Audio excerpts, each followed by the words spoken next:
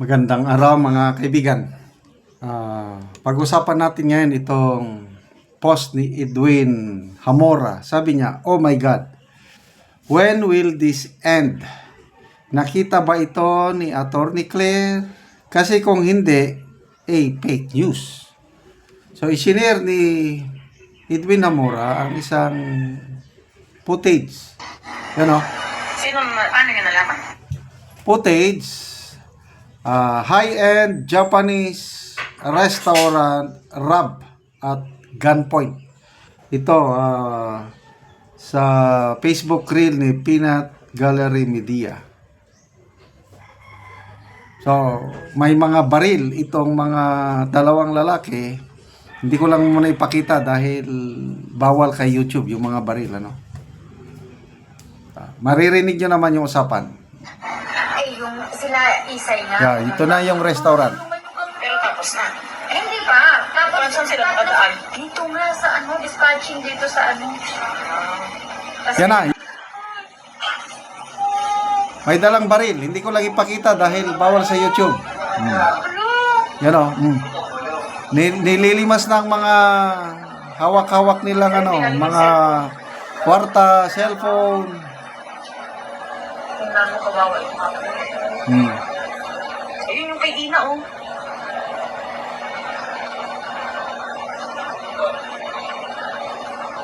Ay, hindi nila pinilit kunin yung mga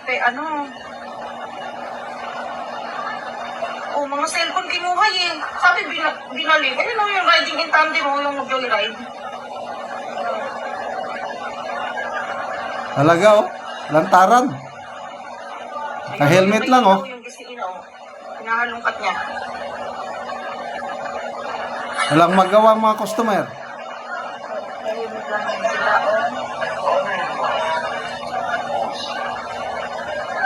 Wala yan, hindi na yan makikita ng mura. Naka-helmet. Hindi na yan, kahit i-post mo yan. Ka-helmet o. Hindi na yan makikita kasi naka-helmet sila eh. Mga Japanese yan ha. Mga tourist pa siguro. Bakit agad si Isay mapumunta dito? Ayan o, yung mga cellphone nung anak ko, binalik o. Pero mga salbahi. Magbasa tayo ng mga comments.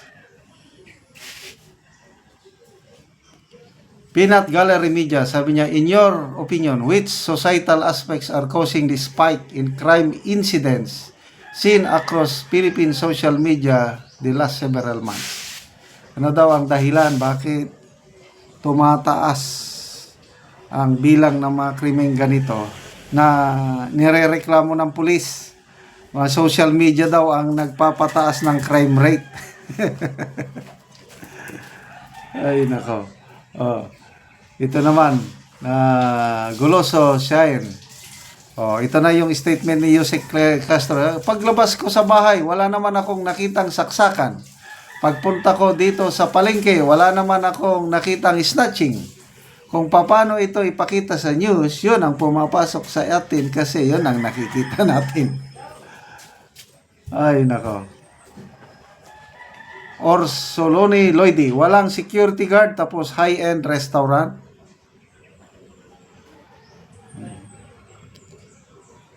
Herbie Bagsik, let's take care of ourselves. Iba ang priorities ng current administration.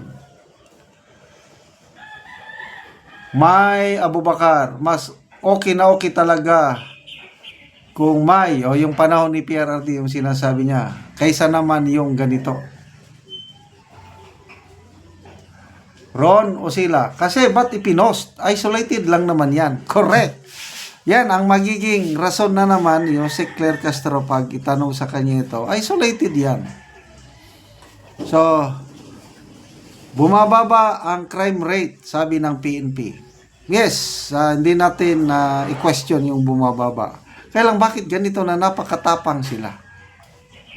Kaya nga nanawagan si Sasot sa mga netizens na wag na daw kayong mag-post ng mga ganito. Hindi kayo nakakatulong sa PNP, sabi niya. Wag na daw mag-post kasi ang nagpapagulo sa Pilipinas, social media dahil sa mga post na ganito. Ay nako. All mo, sabi niya, PCO clear, ano na?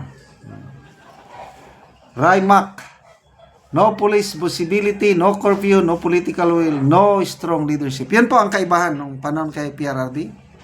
Di ba may curfew, lalo na nung panahon ng pandemic. Alas 10, wala nang lalabas. Ay di, tahimik. Martial law, nasubukan ko yan. May curfew, alas 10 din ng gabi hanggang alas 5 ng umaga. Wala nang tao sa ano. Kaya, tahimik nung martial law, in fairness, sa Marcos Senior Administration, ang experience ko, tahimik nung panahon ng martial law ng Marcos Senior. Kasi disiplinado ang mga tao. Kasi merong presidente na strong will, kamay na bakal. Anong nangyari nun? May drug lord na nahuli. Nako! Firing squad. Lim Eng Sing ang kanyang pangalan. Tandang-tanda ko pa dahil second year high school na ako nung i-firing squad eh. Doon, meron kami sa current events digest. Yan, balita. Televised worldwide. Pinaring squad ang drug lord. After that, wala na. Nagtakasan lahat ang mga drug lord sa Pilipinas dahil sa style ni President Marcos Sr. Okay. Lee Kuan Yew sa Singapore. Anong sabi niya? Lahat ng mga adictos, binidictos, mga drug lord dapat gurgurin. So, makita nyo, may similarities ang style ng Marcos Sr., Duterte at Lee Kuan Yew. Ngayon, anong style? Masyadong mabait, pusong mamon. Ano lang daw, intindihin natin dahil pampahaba daw ng oras sa overtime. Hindi naman daw talaga sila adictos, binidictos. So, ito ngayon. So, nakita kaya ito ni Auntie Claire? Kung hindi niya nakita, fake news. Isolated case. So, ito na. Poros ang comment dito kay Yusek Castro. James Tudor, nothing to worry about, sabi ni spokesperson. Wala pa naman daw siyang nakikita o experience na criminal activities. Kaya si Ted Pailon, nung gano'n ang sagot ni Yusek Claire Castro, napailing na lang si Ted Pailon at tumawa na lang. Wala siyang magawa eh. Yun ang pananaw ng Palace spokesperson na wala siyang nakita. Kaya hindi yan counted. Hindi yan totoo. Naniniwala siya na mababa ang crime rate dito sa Pilipinas sa ngayon.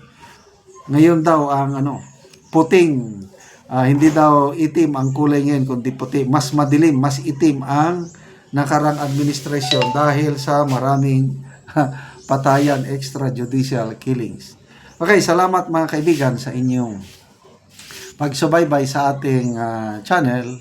Nakakatulong kayo ng malaki sa Tribong Talandig. Ang sweldo po natin sa channel na ito is tinutulong natin sa tribo. Namimigay tayo ng mga yero at pako para i-repair sa mga sira-sirang bahay ng Talandig. Talandig ito ng Bukidnon. Panoorin nyo ang video na ito. Muna ni ang natabangan na mugyero, muna ang una niyang balay, ug karon ako silang bisitaon. Ayo! Mayong udto! Nagunsa man mo diya? Tindog. Patulog mo bata? Patulog. Oo. So muna ni ang karaan ninyo nga balay. Muna. Ang natag sa inyo nga yero, nakapatukod na mo. Patukod namin. So karon natong bisitaon.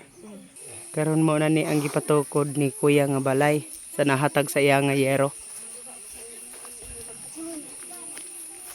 Nindot namang day kayo yung ato po. Nakapatindog na magbagong balay. Karon kuya ate on sa inyong istorya bahin sa nahatag sa inyo ang sen lansang pako plensin og karon nakapatukod na mo og balay og nindot na karon ang inyong atop. On sa inyong maistorya. On sa inyong maistorya. Salamat sa Ginoo sa nagtan-aw sa video. Ug salamat ug sa Ginoo nga tagan mi og sen so nakapatukod gyud mi di na gid ni ulanan. di may makatukod kung dili sa kalisod kung wala mi natagaan og sin nga kuan nga na inabang. Tungod sa mga pinagabuyan, di gyud mi makabalay o wala sa wala ang ayuda.